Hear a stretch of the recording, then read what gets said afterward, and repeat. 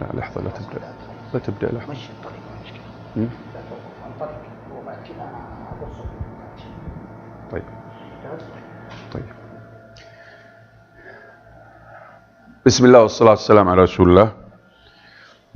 إن الحمد لله نحمده ونستعينه ونستهديه ونعوذ بالله من شرور أنفسنا ومن سيئات أعمالنا. من يهده الله فلا مضل له ومن يضلل فلا هادي له. وأشهد أن لا إله إلا الله وحده لا شريك له وأشهد أن محمدا عبده ورسوله. First of all, I would like to welcome you all to this reminder. I would call it a reminder. And it's a very important reminder of how we're supposed to be preparing ourselves for da'wah. And when I say the word prepare, I mean that you have to have full competency development, skills development, knowledge development that you could embark upon in your da'wah life. It is very important to realize that preparation has got many aspects, and it's not only one aspect. Okay? So it is very important to realize this. So I would always emphasize that when it comes to preparation, we have, as I've mentioned, the spiritual preparation, the knowledge preparation, the skill preparation, the competency preparation. So it's not just one type of preparation. And it requires a lot of work to prepare yourself for the sake of Allah subhanahu wa ta'ala. It's like basically preparing your life for life. So when you prepare yourself for life, you take good attention and you prepare fully for life. How about the life of da'wah? It's very important to realize that this preparation has to be fully realized, fully attained, fully done by you as an individual. So when I say the word prepare, it has a lot of meanings and has a lot of aspects of preparation. So these are just some tips that I thought I would like to share with you that will add, inshallah, hopefully it will add something to your da'wah life. And you need to take this very seriously. I'm having a problem with the screen, I don't know why. Can you call Khalid? Something, because things keep shutting off. Can you see me very well? Can you see the PowerPoint very well? Can you see the? Yes. Oh, because there was an interruption. Okay. So let's just start the presentation.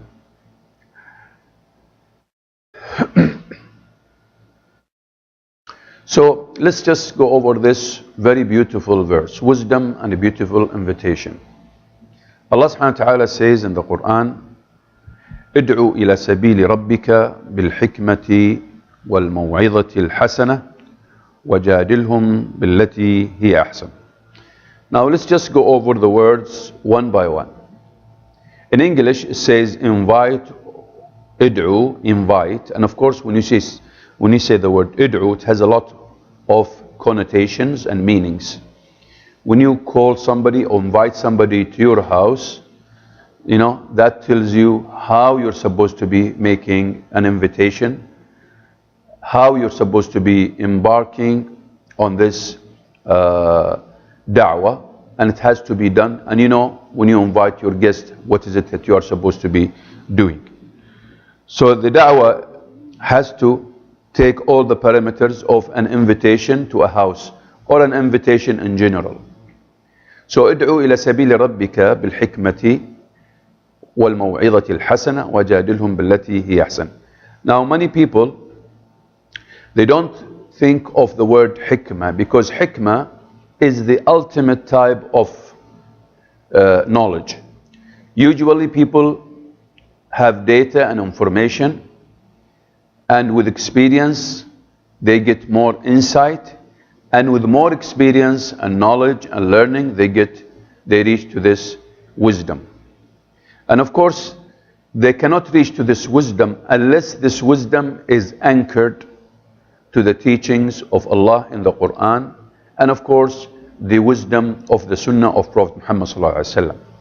Because the wisdom, according to one of the narrations, it's been mentioned that the wisdom is the Sunnah of Prophet Muhammad sallallahu alaihi wasallam.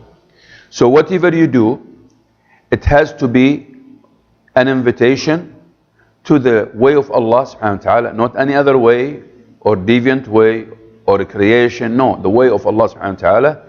And we have to reach to this hikmah. And to reach to the hikmah requires a lot of work, requires a lot of preparation, requires a lot of learning so that we get into hikmah, requires a lot of experiences also. So hikmah is not just any word that you just go by it quickly and you just go or pass over it very quickly. No, because in the learning, you get data and you get information and you get situations and you get a lot of things coming your way while you are in this life. Now while you are learning, to have this hikmah, you need to have the light of Allah guiding you so that you can have this hikmah. And with the data, it will turn into knowledge. The information will turn into knowledge.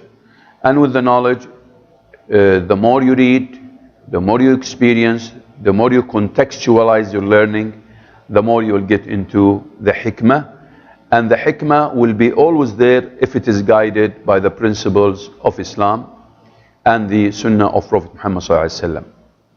Now, you have to use also the wisdom.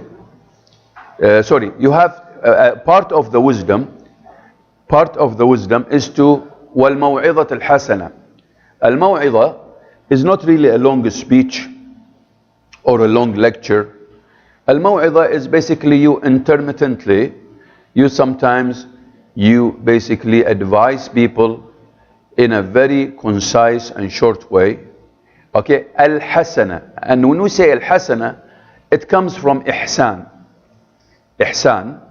And the ihsan is basically to worship Allah as if you see Him, as if you see Him, because for sure, if you are not seeing, He is always seeing you.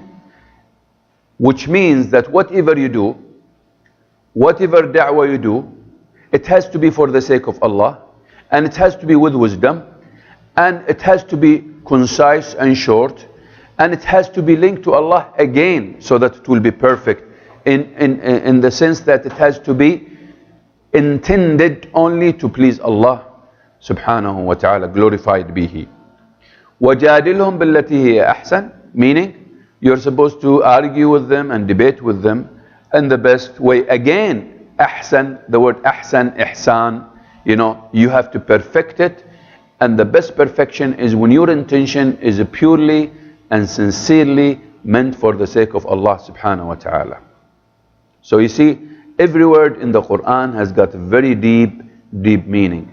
Id'u, it is surrounded by the invitation and the guest and the host and the etiquettes of inviting people. Sabil, there is only one sabil of Allah subhanahu wa ta'ala, your Lord. Al-hikmah, al-maw'idha, al-hasana, wajadilum. All of these words have got very deep meaning.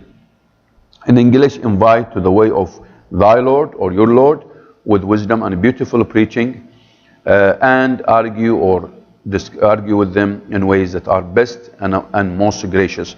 And if it is best and most gracious, it means it has to be for the sake of Allah subhanahu wa ta'ala, so that it will be accepted and it will be blessed by Allah subhanahu wa ta'ala.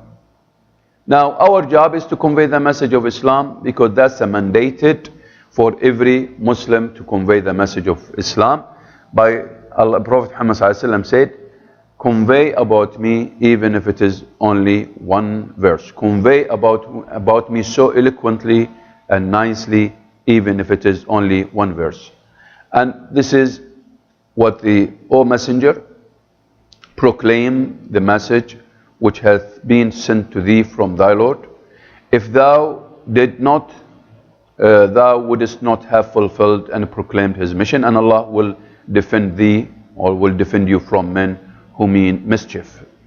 Okay, now if we go to the Arabic, text, also you could see, Ya ayyuha rasul, balligh ma unzila ilayka min rabbik, wa in lam taf'al fama ballaghta risalatahu wallahu ya'simuka min nas. Again, the word balligh, from balagha, from eloquence, from beautiful preaching, from very nice preaching, from effective preaching, and the whole concept of effective communication comes under the word balligh.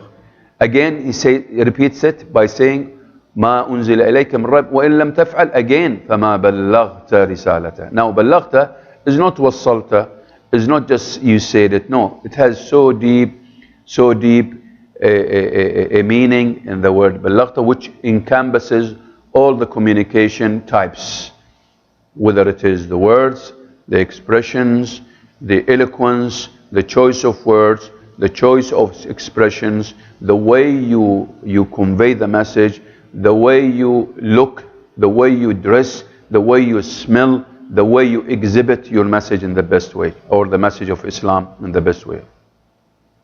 Now, of course, the best enjoying good and forbidding evil is enjoying Islam and forbidding shirk. And evil, the worst type of evil is shirk. And the most beautiful enjoining Al-Amr bil-Ma'ruf is, of course, conveying the message of Islam. And this is also mentioned here. كنتم خير أمة أخرجت للناس تأمرون بالمعروف وتنهون عن المنكر وتؤمنون بالله. Now you have been, according to the verse, you are the best of peoples, but you cannot be the best of people unless you do these things.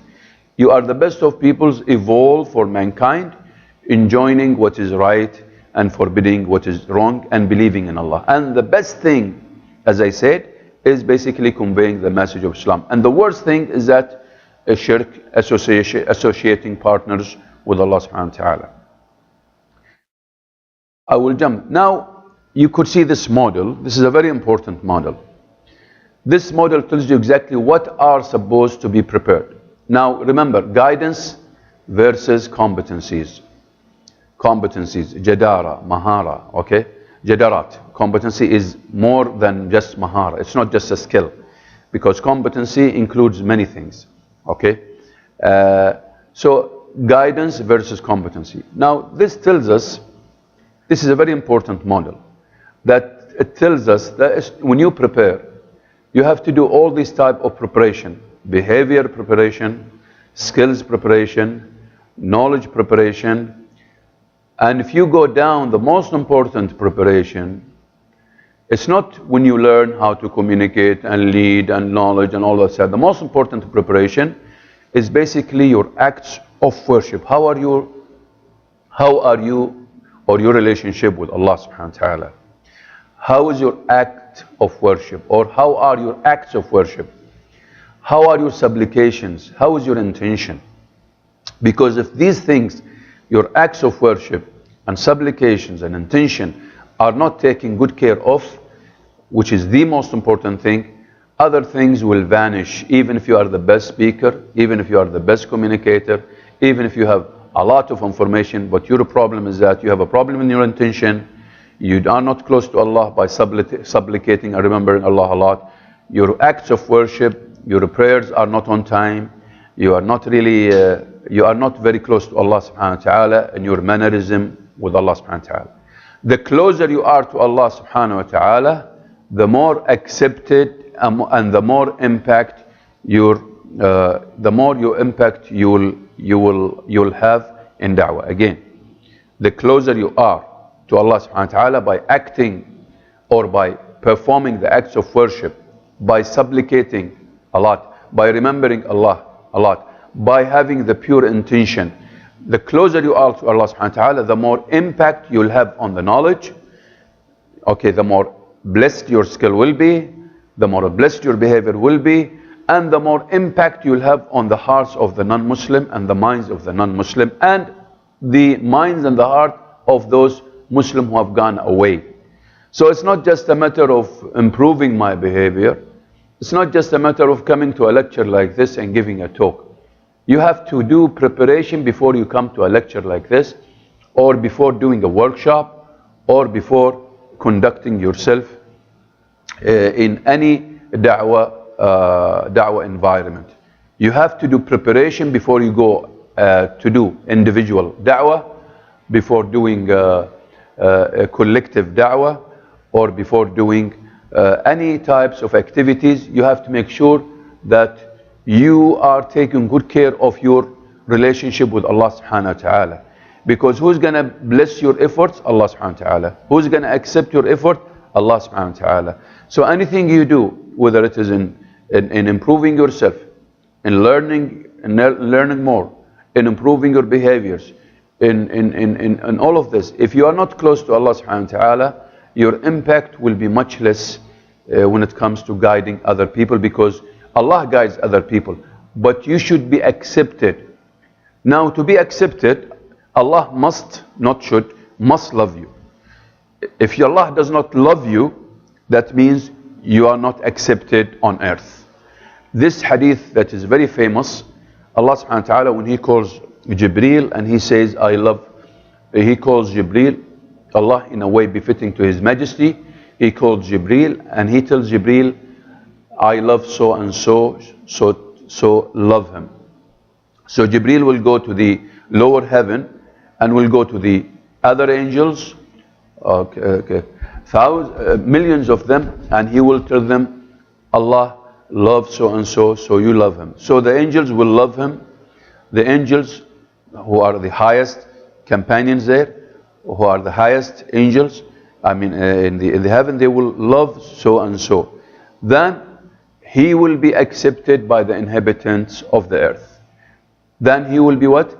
Accepted by the inhabitants of the earth. The Muslim and the non-Muslim. Even the non-Muslim will respect him, will accept him, will even get affected or be impacted by his mannerism, impacted by his words, because Allah subhanahu wa ta'ala loves him. Now the opposite is true.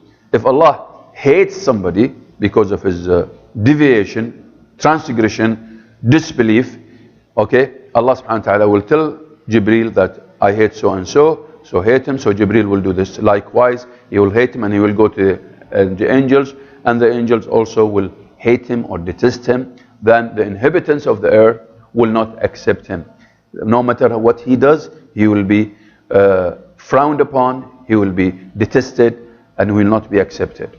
This is a very important hadith that people need to understand. So it's not just a matter of developing myself. It's not just a matter of improving my knowledge or reading a lot or learning. Yes, these are very important, but not the most important thing. Your most important thing, at the end of the day, you want to win Jannah. Most importantly, you want to see Allah on the Day of Judgment. Exalted be He. So you have to be very careful about your relationship with Allah. The closer you are to Allah, the better you are. Now let's go to the tips of the preparation. Now, first of all, you need to be sincere. This is a spiritual. I have divided the tips into spiritual, information, skill tips. So we have the spiritual tips. Most importantly, you have to be sincere in your endeavor. You have to purify your intention to be that it is meant for the sake of Allah alone. And this is a very important thing that, unfortunately, because it's very difficult to control your intention. Shaitan is running into your veins. Shaitan is running into our veins all the time. So we have to make sure before we go to the battle with him, because if you make da'wah, you are in a battle with Shaitan. You are always in a battle with Shaitan. You will always be in this war with Shaitan. So you have to always make sure that he is out of the way. If you want your da'wah or your talk or your activity to be blessed and accepted. Shaitan will always be there, because Shaitan hates that somebody will put that face on the ground and prostrate. Because this is what brought him after all, from heaven to earth.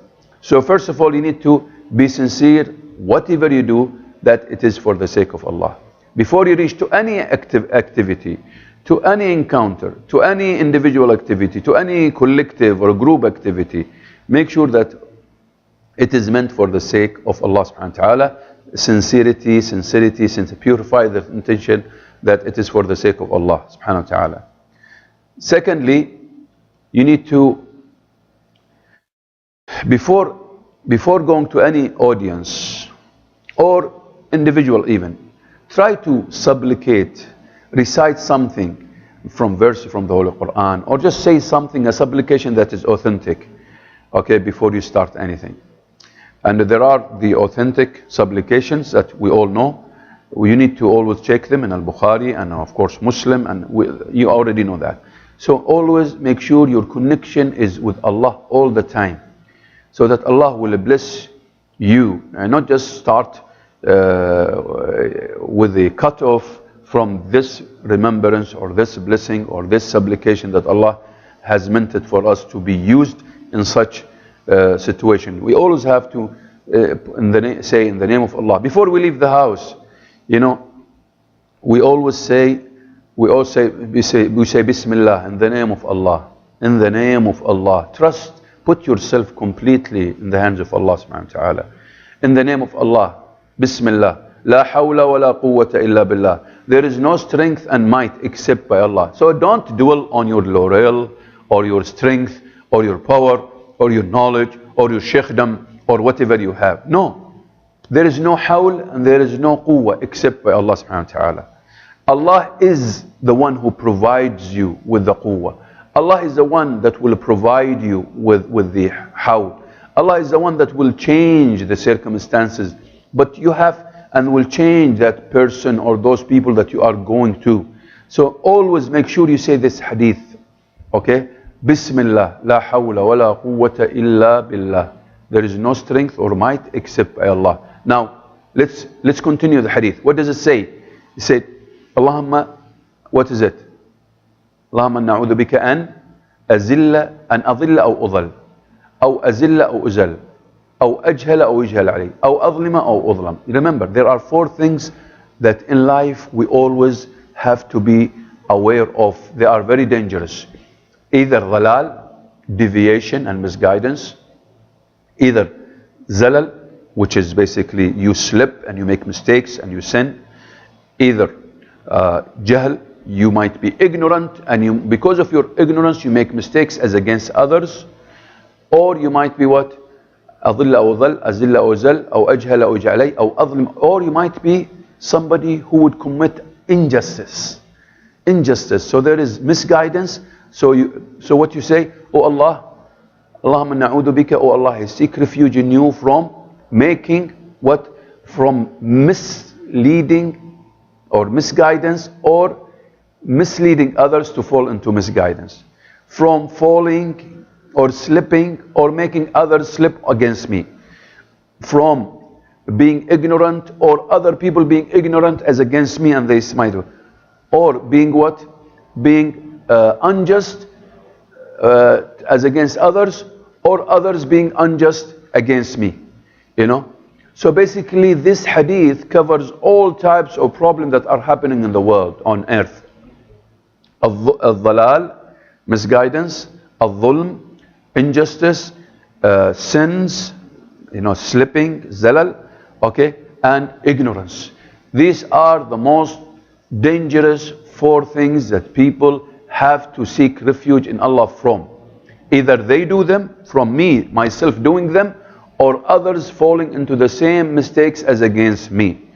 So we have to always surround yourself by Allah's protection. And always know that there is no strength, there is no might, there is no change except by Allah's guiding this, except by Allah's making. Allah is the one who will make this happening, not you. Never entrust yourself in your hands. Never put your power in you and telling yourself that I am the one.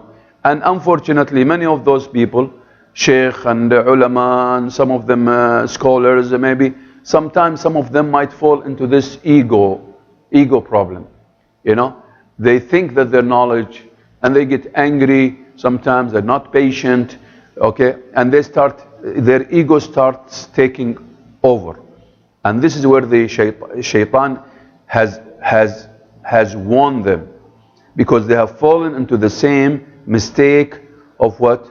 Of shaitan. Because some of them, because of his big knowledge, because of his big skills, because of his excellent eloquence, shaitan will take a grip of him, and he will start blow up in him that he is better, he is the best, he is this and he is that, and he will get into arrogance, and this is dangerous. 3, we have to pray before, and I do it many times. Before I go for any da'wah activities, individual activities, or a group activity, or a lecture, or a workshop, I try to pray 2 rak'ah, followed by a supplication while prostrating, because Allah subhanahu wa ta'ala, our Prophet Muhammad sallallahu alaihi wasallam, has mentioned that you are closest to Allah when you are prostrating.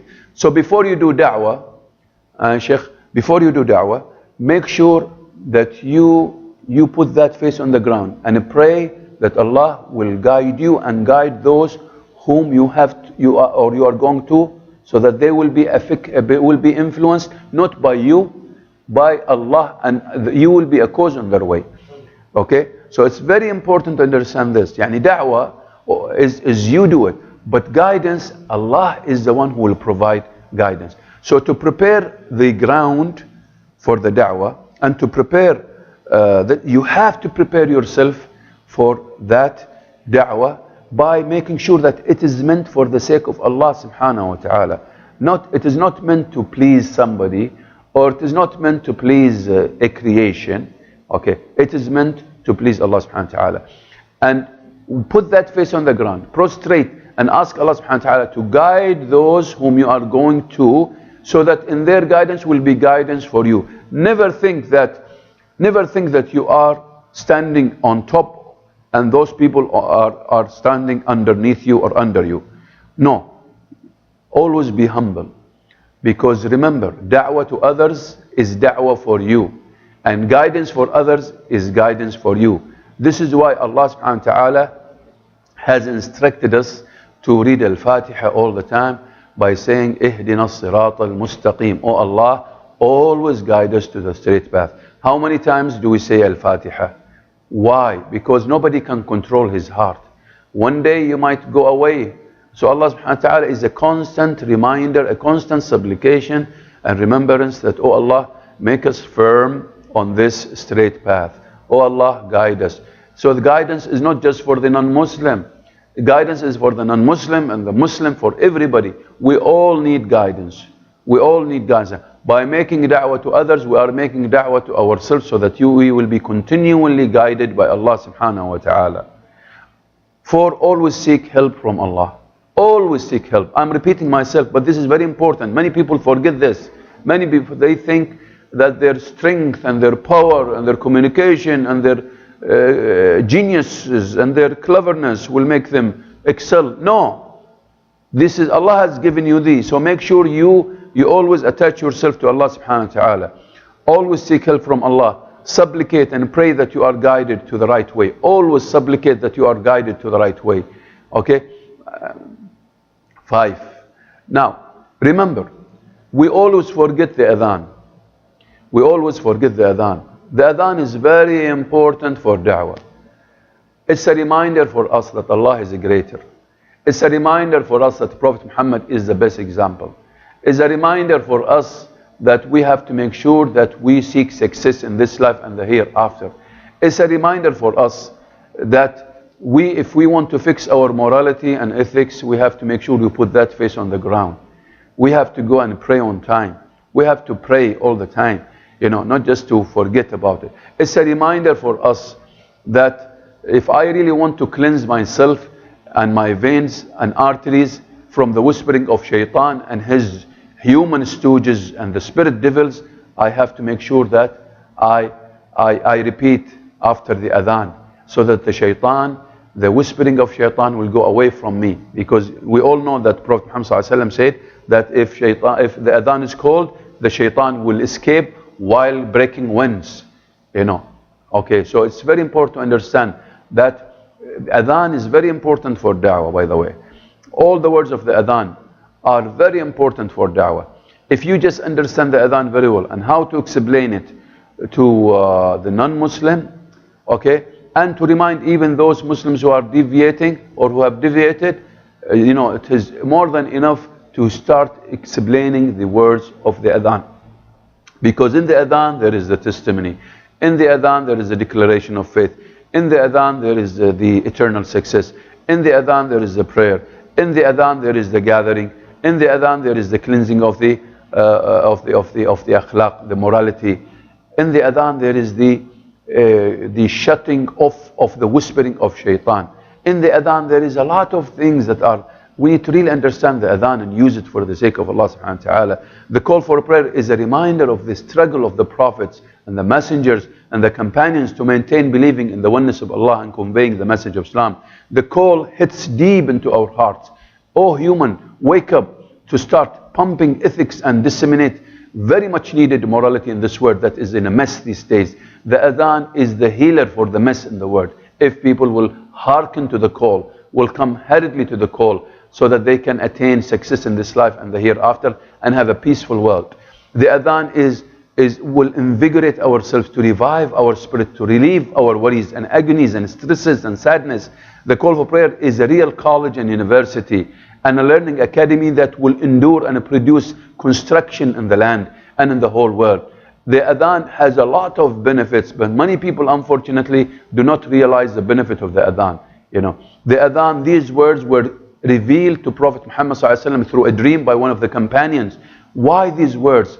These are the most important words in the world, and many people forget them, and thus we pass by them so cursorily, as they say, or quickly, without even pondering over the words of the adhan. This is why we have a workshop called How to Utilize the Adhan in Presenting Islam in the World. It's a very important workshop, and very important to understand that the adhan is a healing process for all of us, is a reminder for too many things, is basically a society remedy, is a world remedy if it is applied right. These words are so powerful. In every word there is a lot of meaning, by the way, but I cannot dwell a lot on that because of the short time here. Also, we need to ask, before you go to any da'wah or any activity, ask your wife, ask your husband, ask your spouse, ask your parents, ask your kids to make dua for you that you will be successful. Okay? Make dua for you. Connect them with you. Send something and say to them, please make dua for me to be successful. Make dua for me so that my intention will not deviate. Because the intention deviates every second and every moment if you don't control it. You need to always visit and revisit your intention. While you are talking now, while I'm talking now, I need to be very careful about my intention. That I am here for the sake of Allah subhanahu wa ta'ala. I am here to raise the banner of Islam all over. Okay, please, my parents, call your mom and tell her to make dua for you. Call your father and make dua for you. Call your children. Send a message in the WhatsApp. Say, please, make dua for me. I'm starting my workshop. I'm starting my encounter with this non-Muslim. I'm starting my da'wah with this non-people. It's very important to get people with you, praying with you. You pray and they pray. You make them feel that this huge responsibility of propagating Islam to the whole world. Ask Allah to forgive your sins. It is very important to make a lot of istighfar. When you go to as soon as you have an activity, say profusely, a lot, astaghfirullah, astaghfirullah, astaghfirullah, astaghfirullah, astaghfirullah, astaghfirullah. Because inna al-hasanat yudhibna as-sayyi'at. Because the good deeds will obliterate and erase the bad deeds. The bad deeds. Every step you take towards Allah, it will erase a bad step that you took before. It will remove a sin. So try to remove this, what is called the minds of sins that we all fall into. We are human beings. We fall into mistakes. We fall into sins. So reduce your sins before you get into this arena of da'wah, whether it is individual arena or a place, whether it is a lecture, a group, whether it is activity that you have for the sake of Allah, or a project or a meeting for the sake of Allah. Make sure you make a lot of istighfar. You make a lot, because if you make a lot of istighfar, Allah will bless your work. You will erase some of your sins, and these sins will, like, removing all these minds of sins, so that you can see better, you talk better. Allah will open up your hearts, will open up your mouth to say the right words, will open up your mind to think right, will open up will bless your life, will bless your body, will bless your physique, will bless the setting, and you'll feel comfortable there. As much as possible, reduce your stresses, your worries, and you can never do this unless you make a lot of istighfar and remember Allah a lot. 8, rely heavily. Again, I'm repeating myself here, but many people think that I'm repeating, but I'm not really repeating. I want you to really have this tawakkul, great tawakkul on Allah subhanahu wa ta'ala. Rely heavily on Allah, the Almighty and the Powerful, the Almighty, the Power. The all might and power belong to Allah. Remember, la hawla wa la quwwata illa billah all the time. Before delivering your encounter, give away alms, sadaqah. On the way, you are going to now to give a talk, or maybe you see a non-Muslim, or maybe you are invited to a meeting to talk to non-Muslim, or even Muslims who are not, unfortunately, practicing. Give a sadaqah on the way. 10 riyals. At gas station, you see these people who are really in need. Sometimes you might give this guy, or just if you are having an orphan, you see an orphan, pat him on the head.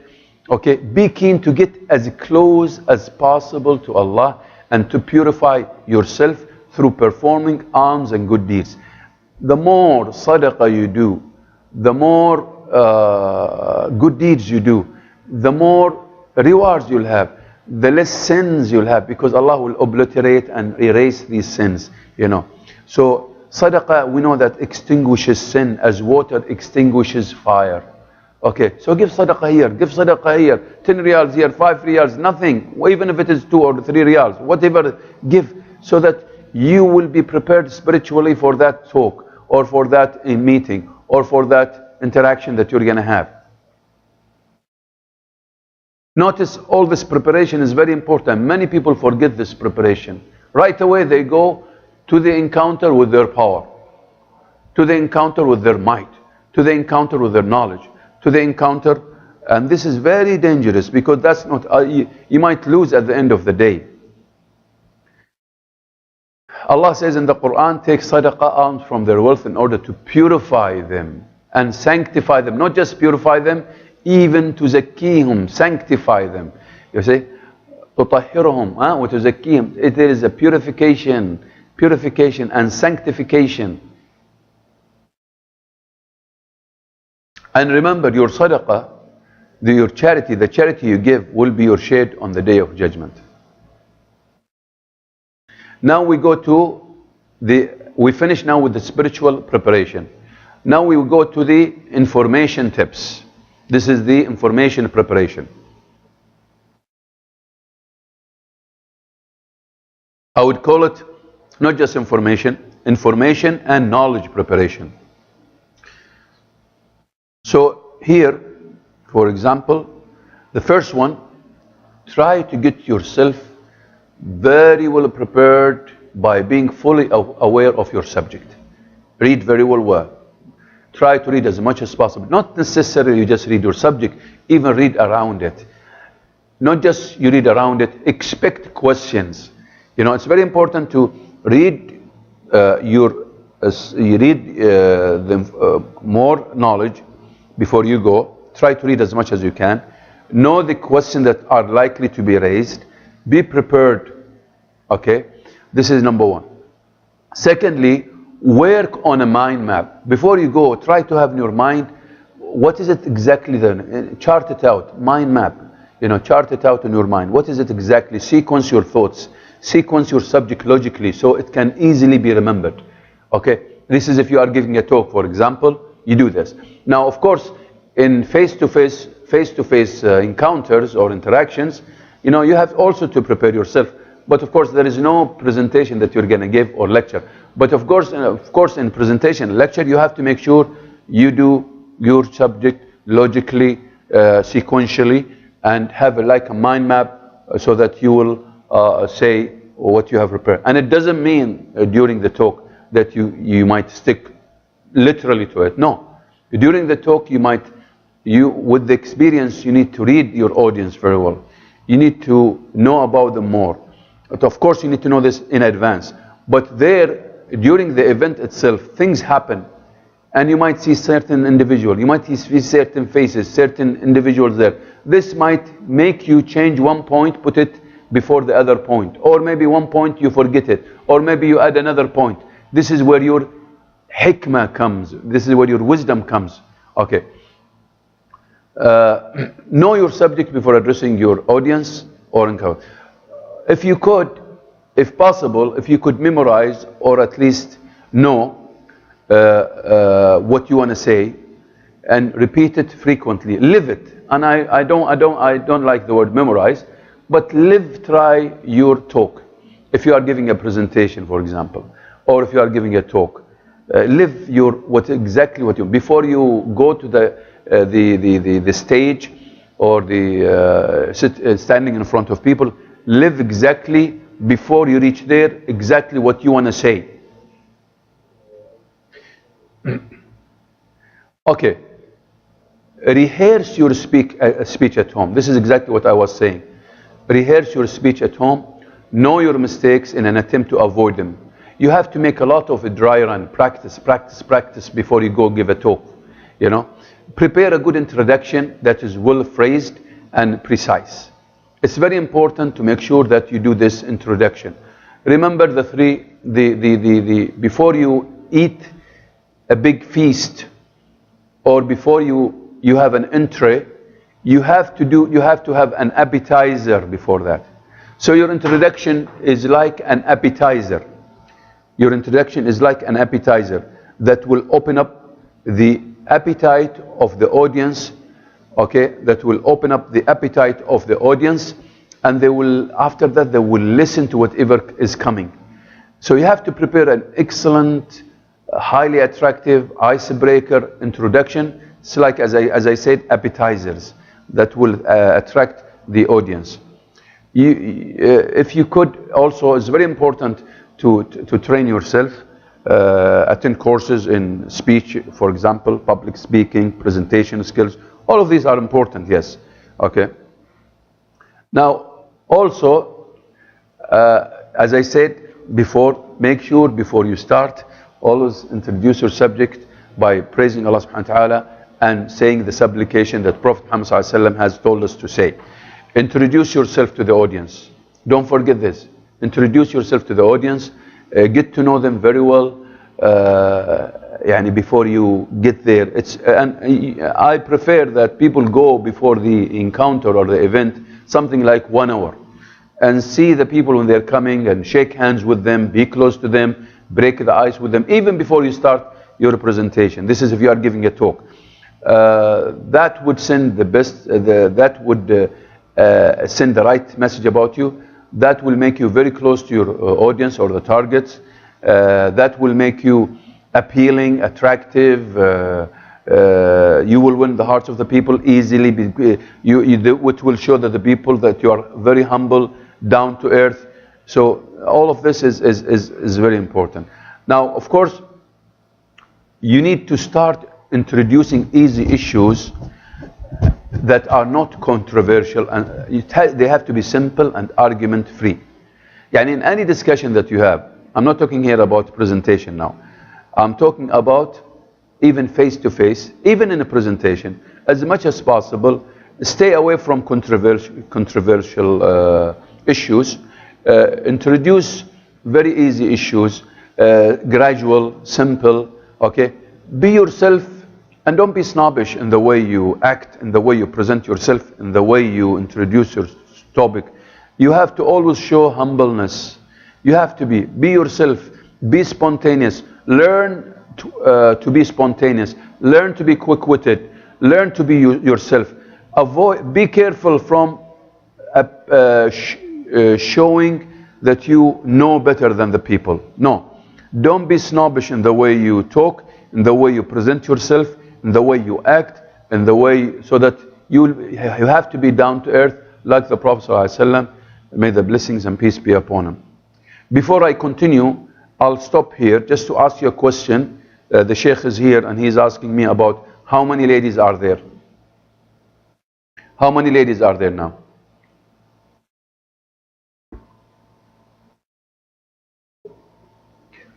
How many? I need an answer. How many ladies are there now? Hello? Please take the mic and just answer me. One of you, I need a facilitator. Is Wa'il there? Yes, 12 ladies. 12 ladies. With you or without you? With me, it's 11. Okay, so altogether 12. 12 واحدة موجودة. Okay. طيب. Okay, I'll continue now. Thank you. The Sheikh is just checking because he wants to bring something. Yes. Okay. Now, after finishing the information tips, let's go to the skills tip. Okay, let me just, can you see me there? Can you see the slide very well? Am I covering, my picture is covering the bullet point, is it? We can see both. The presentation is. Yeah, but the presentation is covered by my picture now, صح? Yes. Okay, let me just remove it so that I will go over the first point. Okay, 22. Be self-confident that you are capable of delivering your speech successfully. Having had such confidence, you will be successful by Allah's will. Always, you have to have self-confidence that you are capable of delivering this speech. You have to build this confidence and be self-confident that you're not arrogant. There is, of course, you have to be careful about this line, thread line, gray line between confident, being self-confident, and being arrogant. Be careful here, but you have to be confident that you are capable of delivering your speech successfully. Having had such confidence, I'm sure you will be successful by Allah's will. Okay. All through the program, remember, all through the program, this is 23, try to create a good feeling, good rapport, ice-breaking technique. Make sure it's not just at the beginning you break the ice. It's not just a good feeling only at the beginning or at the end. No. All through the program, all through the lecture, or through your interaction, whether it is face-to-face, or it is a presentation you're giving, or a lecture you're giving, make sure you always have this, create this nice feeling, favorable feeling, so that people will really enjoy your meeting, whether it is on an individual basis, or whether it is, as I said, on a collective level. While you are talking, take a deep breath and then relax. And wear a simple smile. It's very important to always have this smile on your face. And this smile has to be genuine, not a salesman smile, It has to be a genuine smile, not a salesman smile who is trying to rip you off and take your money. So he's just smiling so that he takes your money. No, it has to be from your heart. You have to get to the heart of the other people. And with the way you wear the smile, the simple smile, with the way you conduct yourself, with the way you talk to the people, when they see your mannerism so genuine and your smile is so genuine, this is touching to the heart. If you cannot have eye contact with your audience, of course, eye contact is very important, whether it is face-to-face or a small group or a big group. But of course, in the case of the big group or big audience, theater for example, you cannot have eye contact easily. So what you need to do is to look over the audience, little higher than their foreheads. If you have a small group for example, it's like a classroom like this one, you have to make sure you give, or let us say 50 ladies or 50, let me say, participants. You make sure that you distribute your eye contact like 3 seconds here, 2 seconds here, 3 seconds here, 2 seconds here. You give the people, make sure you include them all. You make them part of your talk, as if you are talking to one person. Never concentrate on one area and forget about the other area. Because in this case, what will happen is that people that you are concentrating on will look at you and you will give them, as they say, a face, but the others are not, you're not giving them a face, and they will be little bit phasing out. They will be disinterested and they will turn off and you will lose their attention, and in this case they will not respect you. No, be inclusive. Try to make sure your audience are part of your talk, and make sure that you distribute your eye contact to all the people who are there as much as you can. If you can then you have also, don't copy as much as possible, don't copy. Use your own words, use your own phrases. Do not be someone else's, like you want to imitate Ahmed Didat or you want to imitate Zakir Naik and all of these good speakers. They are not you. You are you. So, however, make use of the best. Just learn from them. Learn from Ahmed Didat, Allah Yarhama, Zakir Naik, Bilal Phillips, Yusuf Estes, Yasser Qada'a, Yasser Al-Qadhi. All of those, these are the best speakers. Listen to them, learn from them. But remember, after all, you are different than them. Be yourself, be spontaneous, learn to be you. Because the best speaker is the best one who could reach to himself or herself. As much as possible, be you. And your strength is when you are you.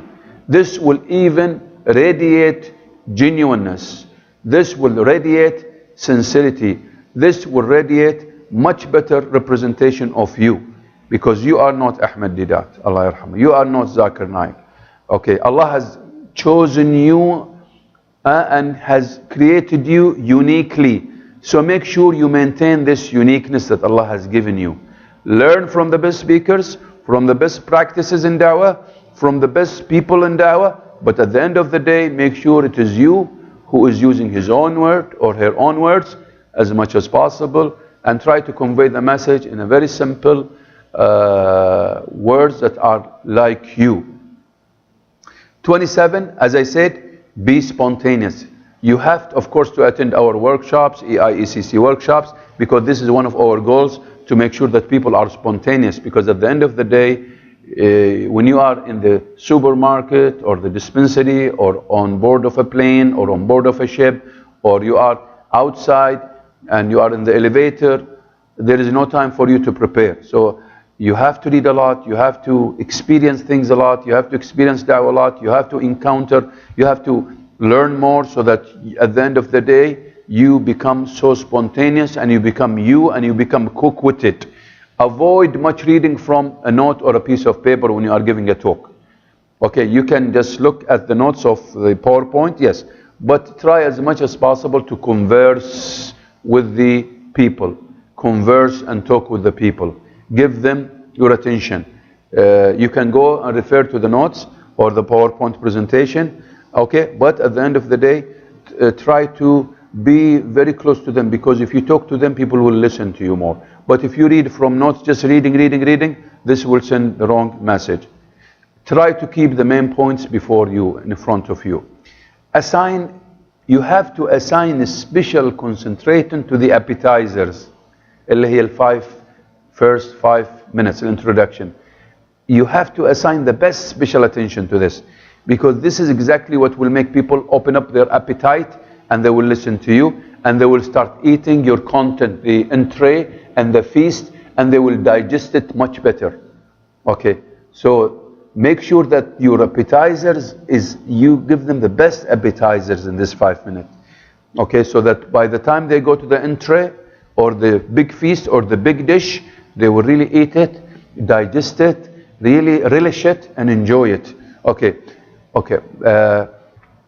be elegant. Whatever you wear has to be, you have to dress right. You have to wear your best perfume. You have to wear your best dress. You have to look neat. You have to be grooming yourself very well. People, all of these things take and make a difference in the way you act. And this is not because I want to be. No, it's even recommended highly by Allah subhanahu wa ta'ala, you know, and His Prophet. You know, cleanliness, purification, cleansing. You know, this process of a cleansing, you know, before you go to prayer, you know, you have to always prepare yourself. Dawah is ibadah. So we always have to be as pure as possible. It's better also to try to make ablution before you go to an event. You know, you pray 2 rak'ah, as I said, because before praying 2 rak'ah, you have to make ablution. So this is a purification, cleansing, cleaning, you know, be elegant in as much as you can. Check, if you are giving a talk, before you reach to the place or the location, check all the equipments, check the LCD, the seats, the everything that is there, you know. It's good to do that, you know.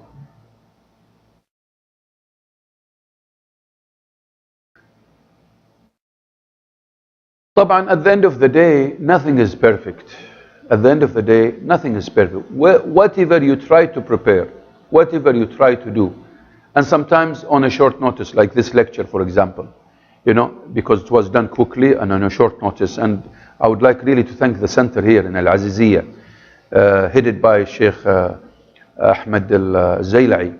He is always, mashallah, whenever I tell him anything, he is always there for me. And he is not making our job difficult, even if it is a short notice. In other centers, it is a nightmare. They will never give you their location, unfortunately. This center, mashallah, very flexible. This lecture was prepared quickly. And with all of this, look at the, mashallah, location. They have prepared it, they have provided the location, and now they are trying to provide whatever they can do within a very short time. Within a very short time. With all of this, mashallah, may Allah bless them. And I really thank the management of this Al-Aziziyya Center and the board for making and having people like Sheikh Ahmed Al-Zayla'i and people like him who are very flexible in helping the da'wah and making easy and providing the right environment to help people like you coming here, help people like me coming and giving that talk and learning from each other. You know, so whatever event you go, expect problems that are happening, that's going to happen. Yani nothing is perfect. Wherever you go, even if you go to the best preparation, hotels, you know, training centers, you will always have a glitch here or there. So don't panic. Don't panic. These are normal. And shaitan sometimes deliberately does something to make your job very difficult. Whether you like it or you don't like it. Things sometimes pop up in a very strange way. So expect problems to happen, accept people who are a pain in the neck showing, accept people who are time maniac, always worried about time, always, you know, expect people who are very oversensitive about anything happening, expect anything that are happening. Now, it is very important to know how to deal with everybody. It is very important to know how to deal with these problems. It is very important to have like a contingency plan. And nothing happens, you have to make sure that you have a different alternative. Take the initiative. It's very important to take the initiative to get yourself ready to answer difficult questions. You remember what I said before. Prepare yourself, prepare your topic very well. Make sure you know the questions that are likely to arise, that are likely to be asked. It's very important to go through the question and answer. Because in such settings, sometimes they repeat the same questions, by the way. And by the way, this is not only in da'wah, even in business, even at work, wherever you are. Challenge yourself. Always accept the challenge. Always accept the challenge. Don't shy away from the challenge. Because in challenge, you'll have stress. In stress, make this stress your fuel towards excellence, towards becoming a better person, towards becoming the best in da'wah. Never shy away from going and talking. Make da'wah, even if you make mistakes. Do your best. You might, this time you might, any things that are happening, always don't make them a nightmare. Make them lessons for you to learn how to be better, how to excel. Don't make them like obstacles. Because this is life. We are a human being after all. So expect that you're going to have a problem. Challenge yourself. Go. Even if you have little knowledge. Prophet Muhammad ﷺ did not give us any chance to stop making da'wah. He said, بَلِّغُوا عَنِّي وَلَوْ آيَةً. It's not, don't secularize da'wah. يعني don't secularize da'wah. يعني da'wah is only meant for the shuyukh. No. Da'wah is meant for everybody. Everybody is mandated, required to do da'wah. ما في ولا واحد. Nobody is exempted from making da'wah. Even if you know one ayah, you have to do it. But you have to do it right. You have to exhibit your best. You have to exhibit your best in expression, in the way you deliver your message, in the way you look at the people, in the way you dress, in the way you perfume yourself, in the way you groom yourself. You have to exhibit yourself in the best way and to become an Islamic exhibit on the move, because this is our logo, our motto in our workshops. Admit, you have to admit that fear is a human. When you stand in front of people, fear will always come. But this is normal. This is your fuel towards excellence. But remember, the only problem is that when this fear becomes more and more because of your mind, because you think a lot about it, and when you think a lot about it, you will overflate it. And if it is overflated, you will have a blackout. You cannot say what you'll have problems in saying, khalas, you will be blind. No. You have to train yourself attending workshops, our workshops, any workshops, presentation, reading a lot. Make all this preparation so that you control the fear, because fear will not go, will always be there. But you have to make sure that it is your fuel towards achieving the best results in any event, whether it is individual da'wah or collective da'wah or group da'wah. So the fear will always be there, but make it a fuel for you, not against you. Because if you make it against you, the fuel you will ignite it and it will blow in your face. Then after that, you cannot see very well and you will fumble and you cannot say whatever you're supposed to be saying. 36. Remind yourself. Always remind yourself that you will make mistakes. These are normal. So don't panic when you make mistakes. Because making a mistake is a human. After all, we are all human. We are fallible, as they say. Meaning that we fall into mistakes. So don't panic if you make a mistake. So what? So what's a big heck? But be clever in trying to deal with the mistake. Be clever to make a joke against yourself because of that mistake, not against the people. Be careful about saying cultural jokes that might make the people shut off or turn off. Be careful from that. Okay? Remind yourself again that to err, to make mistakes is a human. Always imagine that you are a good speaker and you're going to do a good job, and inshallah you have to feel good about yourself when it comes to, I'm going to deliver the best inshallah. Allah will help me deliver the best and I'm going to be successful, and inshallah I'm going to convey the message of Allah in the best way, and I'm a good speaker and I'll do it. Don't always belittle yourself. You have it, you can do it, and you can do an excellent job.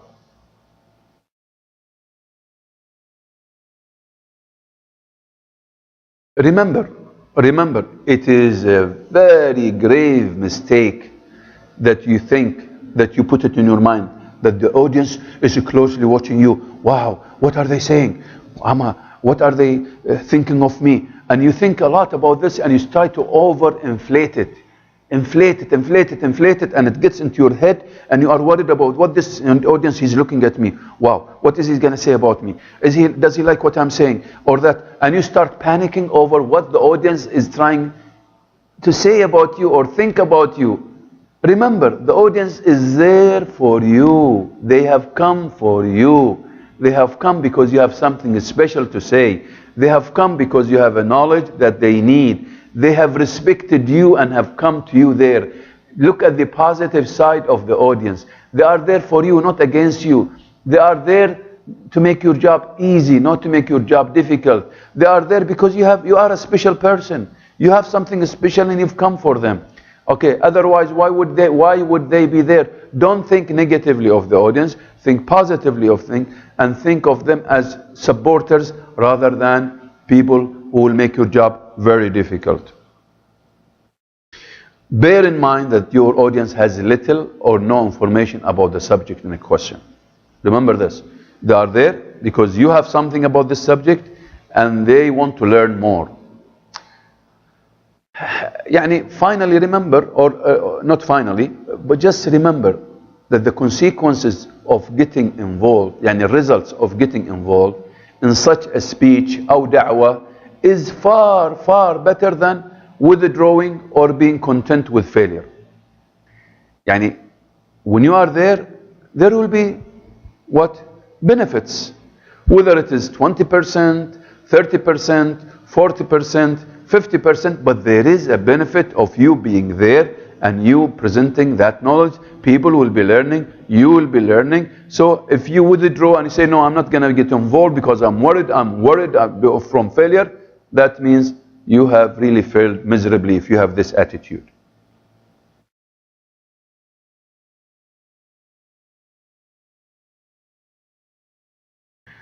(42). This is repeated. 41 is repeated here. 42. Consult always before you give a talk. Always have a mentor, have a coach, have a consultant, have a sheikh that you refer to. Always make sure that he provides you with the right consultation about the topic that you're going to be talking about. Let him pray for you, make dua for you. Let him add to you. Ask him a question before you go to this event. Get more information. Ask those people who know about, So don't just dwell and think that you are the one that will go there. No, collectively learn from each other.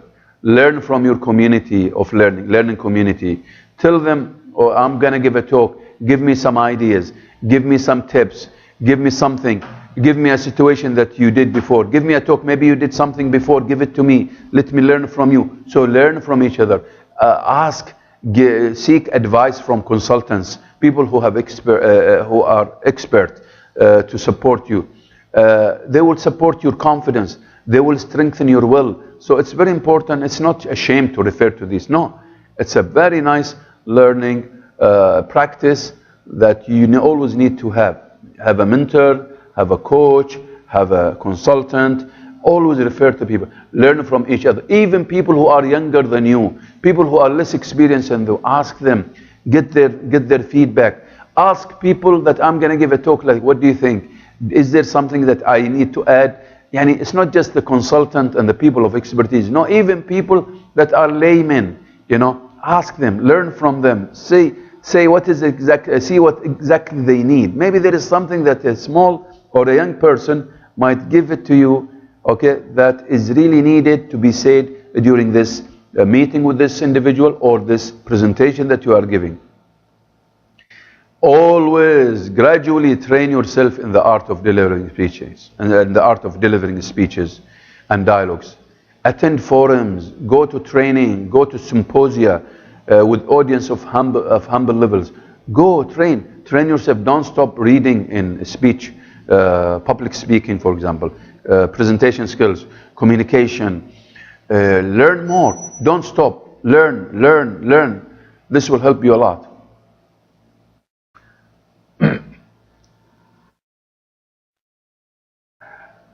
It's 44. If you cannot have eye contact with your audience, I said this before, if you cannot have eye contact with your audience, look a little higher than their foreheads. I said this before. 45, pretend that you are confident through, always pretend that, make sure that you are standing on very strong and sturdy ground. Pretend that you are confident. Try to show this by exchanging your looks and body movements with the people. And the way you look, the way you gesture, the way you posture, make sure that you look confident. Don't look as if you are shaky. And all of this will happen if you start your spiritual, of course, also. Your spiritual preparation will help you do this also. Use simple body language to convey your message. Avoid distracting mannerisms. Avoid a lot of movements. Avoid playing with your medals or your key chains or whatever. يعني or playing with your whatever, your trousers or shirt, whatever. As much as possible, reduce your movement. Have simple body language and gestures and posture. Do not move like a robot, okay? It's very important to show that you are enthusiastic. Show your audience that you believe in what you are saying. They have to really feel it. They have to feel that you really believe in what you are saying. They have to believe that you are genuine about it. They have to see your passion about it. Because with passion, with enthusiasm, it will be contagious, and they will be also passionate, and they will also be enthusiastic. And this, you know, so if you are enthusiastic, people will be enthusiastic. If you are lethargic, you are not moving with enthusiasm, you know, people will be the same. People get affected, their feeling get affected by your feeling. If you are highly active, people will be, wow. They will feel this, and you will see them active. So this is very contagious demeanor, basically action or movement that you're supposed to be always having this. Be enthusiastic. Show your audience that you believe in what you're saying, as I said, because you have to get to their hearts, you have to get to their minds, you have to really influence both of them, the mind and the heart. And of course, most importantly, the heart at the beginning, so that after that, the mind will start observing and thinking about what you say. Answer the audience to your best of knowledge. Do not hesitate to say, I don't know. Never, never hesitate to say, I don't know.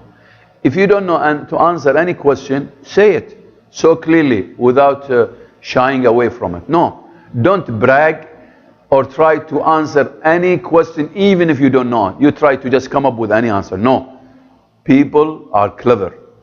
Audience, very clever. They can detect this and they discover this very easily. So don't just pretend that you know the answers for the question that you don't know. No. If you don't know the answers to this question, just say it. I don't know the answer to this question, and I'm going to investigate it. Direct them to maybe a booklet, a site, a website, or whatever it is.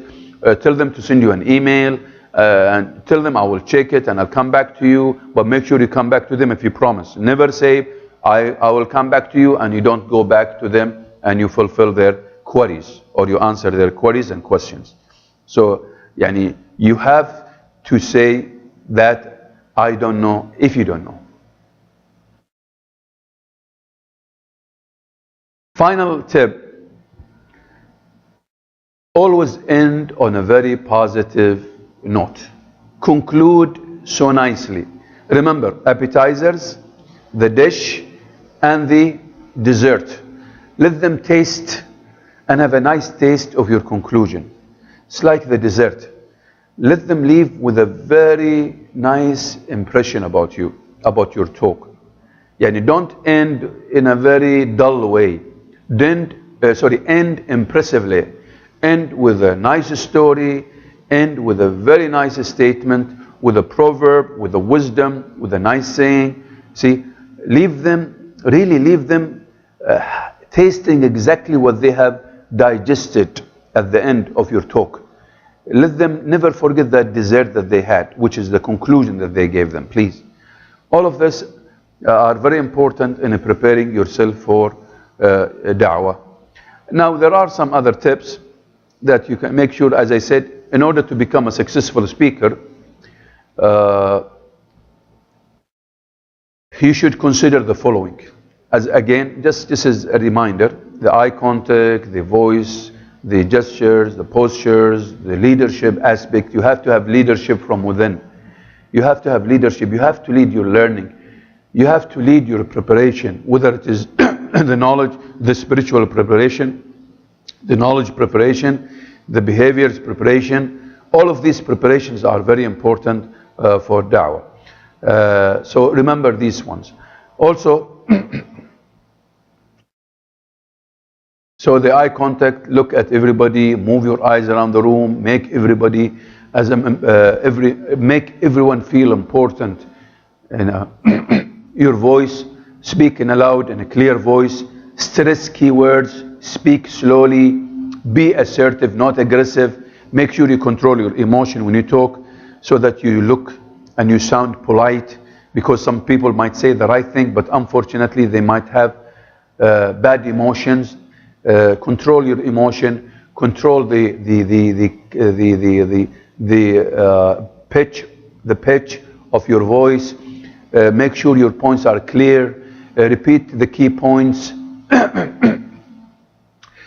And then I will end with, you have to make sure, this is a leadership tip. Everyone is a leader. Make sure you convey to the people that they are valuable people. Try not to injure their dignity by saying a bad word or acting in a bad way or using the wrong gestures or the wrong posture. Make sure you communicate people's value and worth and potential so clearly that they will be inspired to see it in themselves. It is very important to lead this concept. If you want really people to have a nice feeling about you, respect their dignity, respect their honor, respect their presence, respect their humanity, okay? Respect their cultures, so that people will leave with a very nice impression about the talk, about the content that you have conveyed, and about you after all, so that after that either they will become inshallah Muslim, if as time goes on, you don't know, or you might ignite their curiosity to start thinking about Islam, which is very important, or neutralizing them, meaning if they have come with an animosity or animosity, bad feeling about you, at least you will neutralize them and you will make them see the good picture about Islam and the good picture about the Muslim.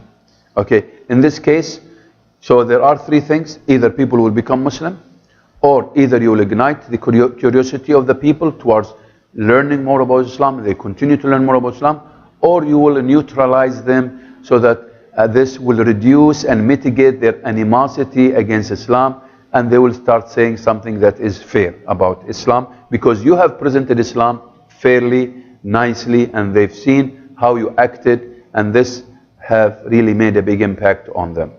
With this, I'd like to thank you, all of you. I have taken a long time explaining this, but really, I thank you for the short notice presentation.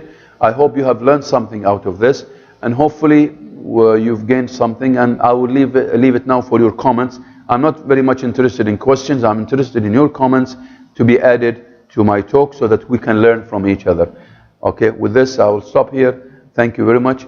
I would say, سبحانك اللهم بحمدك نشهد أن لا إله إلا أنت نستغفرك ونتوب إليك. And of course, I will end by thanking you. I'm clapping for you. Go ahead. جزاكم الله خير.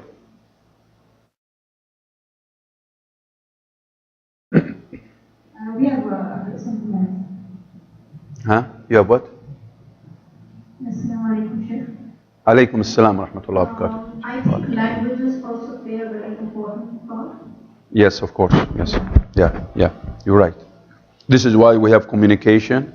Yes. We have EIECC program, Effective Islamic English Cross-Cultural Communication, because we live Islamic English, we learn Islamic English, we imagine Islamic English, and we also, during the workshop and the program, make sure that people use the right words and the right, the right expressions to convey the message of Islam. Yes. بس شوف الشيخ سعيد عشان بس يسكر لي خالد البث. اوكي جو هيد. خلاص ما انت الظاهر اني بخليك كيف بعدين. Yes. Go ahead. Any comments?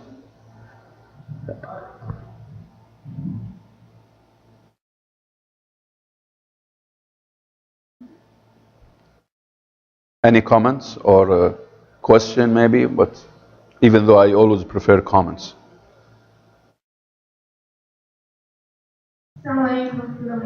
Alaykum assalam wa rahmatullahi wa barakatuh. Doctor, really I enjoyed today, and I need your suggestion for the Dawah. Nowadays we have many non-Muslims and Muslims also.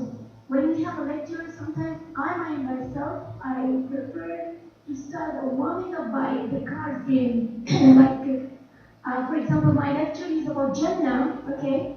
I prepare the cards with the questions and answers. Mm-hmm. You do understand? Yeah. And I distribute them, but I give them introduction in a brief, just maybe 10 minutes or 5 minutes. Mm-hmm. And in a card, everything mentioned. For example, group blue color has the questions, and pink color has answers. Okay. Mm-hmm.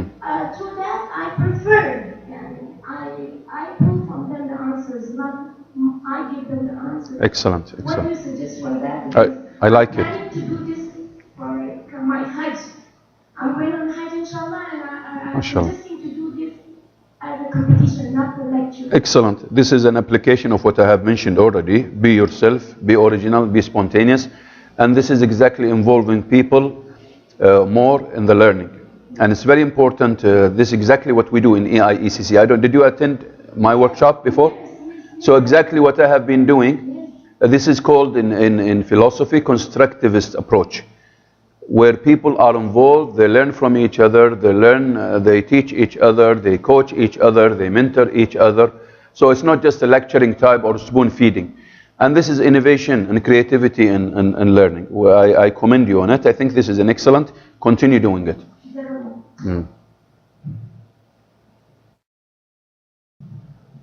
خلي هذا يستمر بس الأسئلة. اوكي طيب خلاص. Go ahead. Dr. Khalid, yes. For the lecture. In such a short notice, you kept the lecture. It's really, mashallah. It was interesting and it was really informative. Jazakallah. Alhamdulillah. Jazakallah khair. Assalamu alaikum. Alaikum assalam wa rahmatullahi Jazakumullah khair, Dr. Khalid, for this great lecture. Jazakallah khair. I hope we attend the Adhan workshop soon. Inshallah, hopefully it will be arranged, and I would love to see the Adhan workshop because it's really nice. I don't remember doing it in Jeddah. And by the way, there is good news about the Adhan workshop. The good news is that now we are turning the Adhan workshop, and what we have found from gems and jewels from the Adhan, we have now 100 pages. We've gathered from Kuwait, Dammam, Bahrain, many places about, I mentioned this previously, and we turned it into a book now. It has all the reflection from the participants themselves, like what the previous participant, may Allah bless her, said about involving and the game. Exactly, we did a lot of stuff. You know my style in the workshop. So we've gathered many jewels. Now what the good news is that, inshallah, we're going to have Ma'rad, exhibit just to present Islam through the Adhan. This is Ma'rad. Inshallah, this is a project now we're working on. The second thing, we're going to have websites, we're going to have brochures just talking about the Adhan and presenting Islam through the Adhan. Bas. And it's going to be a huge project. I just came from Riyadh, and I had a partnership with the Sheikh, and he brought the writer, and I already gave him and we are starting now to turn the whole thing, all what we have found, into this huge project, hopefully. But of course, تحتاج تأصيل. It needs to be تأصيل substantiated from the Sunnah and the Quran. This is why I brought this Sheikh, and this is why I have a partnership with this Sheikh. The Sheikh and his wife are writers, famous writers in Saudi Arabia, and they are also very famous educationalists. So inshallah, they will help us with the writer. They brought a Sudanese writer, a doctor, and inshallah he's going to start working on now crafting it from the beginning and starting, inshallah, if he finishes this, we'll start, inshallah, getting a sponsor, and we need to think about it, of course, more than just a matter of workshop. So there is a huge thing, and the beauty of it, all of this are the participants finding gems and the treasures from the people themselves, gold from the people, gems from the people, jewels from the oil. We've dug deep and got all this wealth from the people. So it's not just from It's just facilitation. Lovely, and I love what we've done so far with the adhan. And hopefully we'll do this workshop here. I'm waiting for people to do this workshop here, especially the adhan and the other workshop that I just gave in Kuwait. Why did they become Muslim? How can we win hearts? We did this before here, I think, but I still need to do it more. You know, so these two workshops, inshallah, I think are gonna gather momentum. Many people would love to have them. In Kuwait, it was big success story, mashallah. They loved it. Yes. I'm not a sheikh. Okay, doctor, if you suggest... I'm not a doctor. Okay, brother. Yes, this is even much better. If Go you ahead. have a chance, make for us a workshop on Hajj. It's very, before Hajj, and it's very... Yeah, we did this. Also your website, really, Yes, it's amazing. yes. Well, we did, 2 years ago, we did a workshop, how to utilize Hajj in presenting Islam. Like the same thing, how to utilize Ramadan in presenting Islam. We did these workshops. These are seasonal, we do them usually. And to tell you the truth, I was supposed to do it today, but I felt I was pushed with time. This is one thing. Secondly, customers will not be as many as the time because of the time. Thirdly, I needed the material. Fourthly, of course, I wanted everything to be set in the best way because you need round tables, you need a flip chart, you need markers, you need you need a movement. We did them in Al-Hamra 2 years ago when Al-Hamra used to be led by the best people, unfortunately. I don't want to say this, but in general, when we had a very nice leader there, later on, unfortunately, they pushed us out. Hopefully, we're going to go back to them, inshallah. Then now they are thinking about bringing us. Hopefully, we will do something. But in general, this is an excellent workshop. I would have loved to have done it here. I still have. We have the material. We have everything. It's just a matter of getting the right content, and not really the right content. It's just a matter of the timing. The timing, I thought it was very short. And I just came from Riyadh. I gave a workshop. Before I was in Dammam. Before that I was in Kuwait. So also with my physique, I felt I'm going to get tired doing the 5 hours. So inshallah I'll do it. Inshallah. And I think there is a PowerPoint presentation. I can share it with you if you want it. I need just to look for it. طيب. Anything else? Small question. Yes, sister. Is it, are we allowed like plays or small drama kind where Am I allowed what? are we allowed to represent a story kind of a thing where like in workshops, like how we have like we are asked to enact a scene and then explain the situation. Ask a sheikh. Ask a sheikh. Don't ask me. And I'm doing it. I do scenarios. I do role plays. I do role plays. I don't see any problem with it. I act on behalf of a non-Muslim, and I just ask the same questions, and I receive, and I do like the scenario. I just did it in Riyadh. I did it. I do it usually. It's like role play scenarios. We do it in education to bring the point closer to the people. Yeah. Some of them they go into extreme of. But I don't want to get into this because I told you I'm not a sheikh. Don't trap me, please. Go and ask a sheikh about this. Hayyakallah. Yes, anything else? Okay,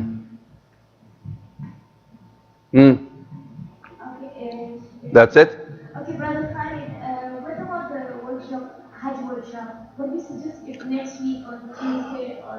I'm not sure if I'm going to be around because I'm traveling back to the eastern. Just one day, please. Give us one day because I'm going Hajj. I want to do something really. Okay, you do it. Can't you do it? No, I want from you first. I'll give you the strategy. You do it. No, sir. I want you do and then we follow it. Believe me, you'll do a good. All sisters here, mashallah, we love the sisters and they are interesting to learn about this Hajj.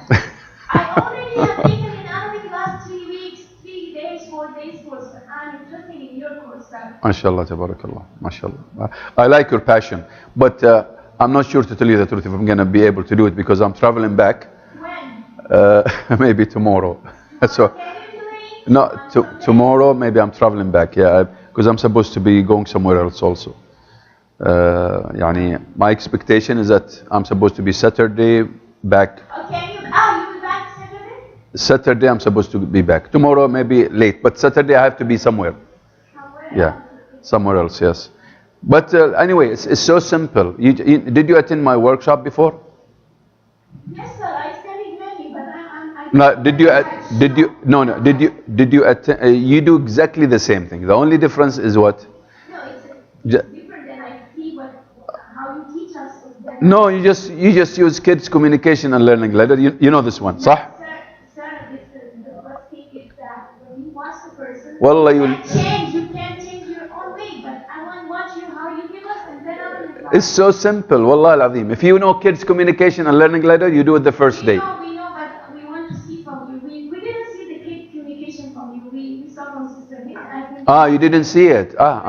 Okay. I thought you did. But it's the same. So Sister Hind maybe did the same thing.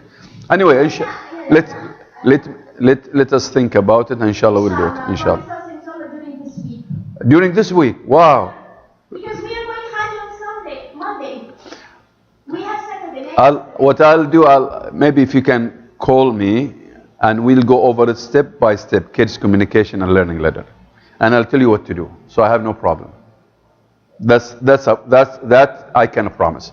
But I'm worried about saying I can do the workshop, but of course, because of yes, maybe what? Maybe you can send us the presentation. Yeah. It's already there. All the presentation are already on our sites, on the SlideShare, with Sister Hind and the team, and with my wife, who's with you now, Wa'il. So they can share this with you, and they can tell you exactly what you're supposed to be doing. Okay, brother. What about tomorrow morning? Wow, she's not gonna leave me, this lady, mashallah. Because I want to do something, and inshallah you are the one taking the words. That's very surprising.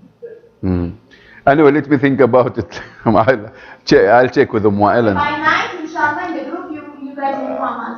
How many do you have? How many ladies? Dr. Khalid, the lady is, she's Dr. Ataf actually. Who's the one? She is Dr. Ataf. The one. Mashallah. So she's giving it, mashallah, to in Hajj this year. طيب. She's a teacher too. And a guy, of course. So if possible, be like for 5 hours in the morning. How many? 5 hours in the morning. Wow. Dr. Afaf wants to kill me. Anyway, let me think about it. I'll come back to it later on, inshallah. But do you have many people attending, or the same number? We are now. How many are you now? For now, we're sure of 11 ladies. We may have more. طيب, let's think about it, inshallah. Anything else before we stop here? What time is it now? 3. 3 exactly. خلاص. 3:10. 3:10. Wow, mashallah, we've gone past the time. خلاص, let's stop then. Make sure you say سبحانك اللهم وبحمدك نشهد أن لا إله إلا أنت نستغفرك ونتوب إليك. Let's think about it, and inshallah we will think about what you have suggested, Dr. Afaf. Okay? جزاكم الله خير. السلام عليكم. سكر كيف سكرها؟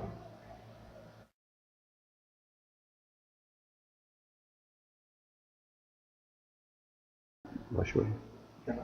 لا بس